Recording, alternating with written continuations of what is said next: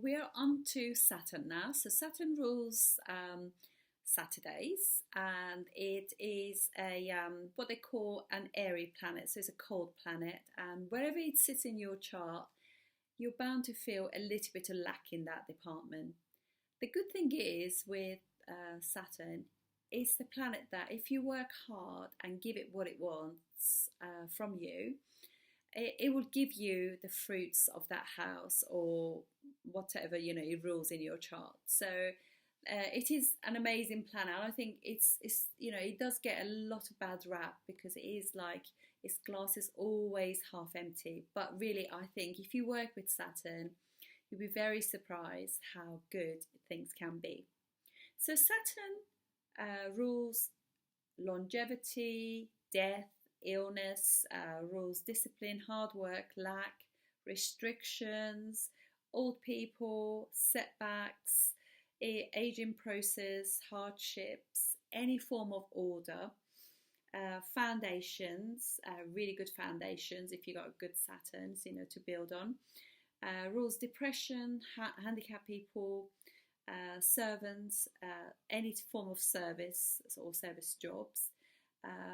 It's about reliability, stability, focus, and literally it's all about responsibility, being reliable and getting the job done. That's Saturn, a good Saturn. I've always said this, without Saturn things will not get done. We won't have roads and bridges and all the wonderful things that we have in our lives that we take for granted.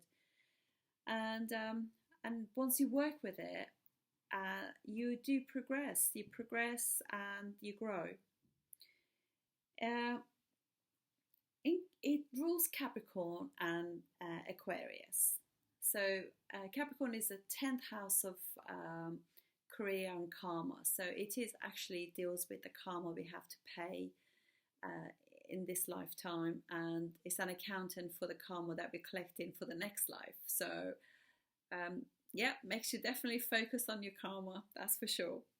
It in Capricorn, Saturn can be quite harsh and rigid because because it's a really house of because it rules the knees as well. So if you don't do things to do with that house, it will bring you to your knees, literally. You can have a career issue or something like that. And in Aquarius, it's a little bit more liberal than it is. It's much more conservative in Capricorn. It's exalted in Libra, which is the natural 7th house of the zodiac. So it's because it has got good social skill, because it's fair, and because it sees other people's viewpoint. It's not just about it's not like the sun, which is all about me. It's about the others. That's what Saturn is. It's debilitated in Aries because it's against an independent, all about me kind of sign. So it doesn't like being in there. Because obviously, in Aries, if you have people around you with Aries Saturn, you'll find that it's not till they get a little bit older, because it actually matures at 36. Saturn does. So it's not till then that they start kind of like getting their act together in their life. They just can't help it, Aries Saturn, because it's just like it's got no focus, starts lots of things, never finishes anything. So yeah, so as they get older, they will actually get the job done and finished. It's actually friendly and works really well with Venus and Mercury, and obviously arch enemy to the Sun. It's not great friends with Mars or with Jupiter. They're quite neutral, really, so there's no issues there. They can work good together. It helps Jupiter. Well, no, the other way around. Jupiter helps Saturn, just like cheers it up, really, because it's obviously whatever house it's in is feeling like, oh, my glass is half empty in this house. So yeah, it does help, definitely. It rules Saturdays, and it rules color blue and black. And gemstone is like blue sapphire, or I would say, because obviously not all of us can afford this really expensive gems. Also onyx, the black semi-precious stone. In the first house, It's so different to Jupiter, because Jupiter can expand and obviously Saturn restricts. So you find that they're much more serious, they're slender, normally quite slender and tall actually, responsible, and true to their word, definitely. In the second house, they really work hard for their money, and they might actually come from a family that's quite academic, or they can be quite a little bit sort of disciplined family, a little bit cold. I wouldn't say that they're what they are. They're really responsible family, not necessarily not there for you. In the third house, the person's thinking process is quite rigid. They'll have very few friends and colleagues, and they just literally keep the third house of communication is very restricted. They're the people who just, like, when they text you back, it's just a few words. They don't really, they just say as it is. They don't expand on things. In the fourth house will show that the mum might have had a tough time, or mum can be a little bit cold and rigid.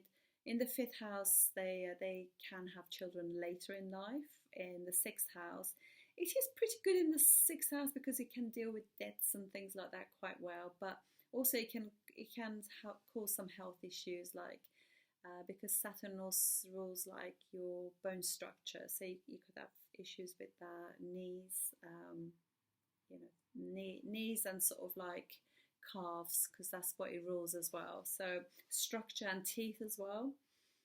So vitamin D3 and K2, they're really good to help it as well.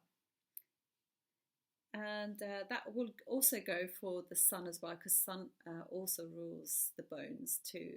The skeleton of our body is ruled by the sun. So you will actually, by using vitamin D3 and K2, you will help both Saturn and the sun. In the seventh house, it gets directional strength, and it just means the relationship will be long lasting. You'll probably get married when you're a bit older, and it could be an older partner, or sometimes because they're so faithful, they can stay in a relationship that's past its expiry. So in the eighth house, it gives you longevity, but it can kind of restrict you from lottery wins and inheritance, but not necessarily always. Depends on what Jupiter and other planets are doing. In the ninth house, it could be a father who's quite strict, who doesn't speak very much, not very communicative, but also it could stifle, it could just mean that you don't finish your higher education. In the 10th house, it's very good because it's one of the significators for the 10th house, one of the planets that you look at for the 10th house. It's very good because it means that your 10th house is career, but it's also your karma on the world as well. So it will help you make sure that you pay off the karma you have to pay off.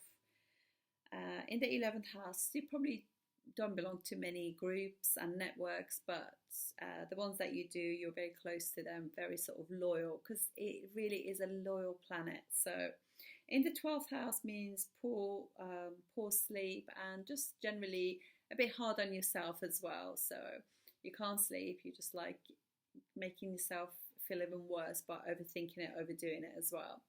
So this is all about Saturn, and I have to say, the moment you work on your Saturn, stop seeing the lack and work hard at what it wants you to do, the fruits are pretty amazing. So that's it. That's the planets done. So we'll start doing other fun things like aspects and things like that in the next videos. Thank you for watching and supporting me. Thank you.